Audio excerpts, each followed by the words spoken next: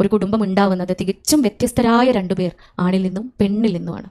യാതൊരു സാമ്യതകളും ഇല്ല അല്ലേ? അതുകൊണ്ടല്ലേ സുബ്ഹാനല്ലാഹ് പരിശുദ്ധ ഖുർആൻ ആണിനെയും പെണ്ണിനെയും ഉപമിച്ചിട്ടുള്ളത് രാവിനോടും പകലിനോടുമാണ്. രാത്രിയും പകലും തമ്മിലുള്ള ബന്ധം എന്താണ്? യാതൊരു ബന്ധവും ഇല്ല എന്നതാണ് ഇവർ തമ്മിലുള്ള ബന്ധം.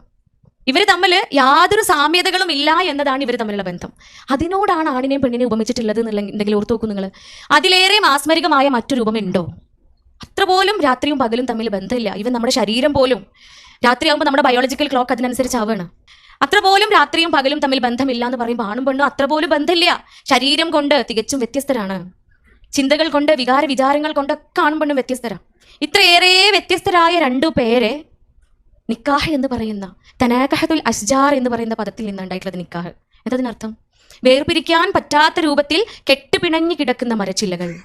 വേർപിരിക്കാൻ പറ്റൂലോ, വേർപിരിക്കാൻ പറ്റൂല എന്നാ പറയണത്.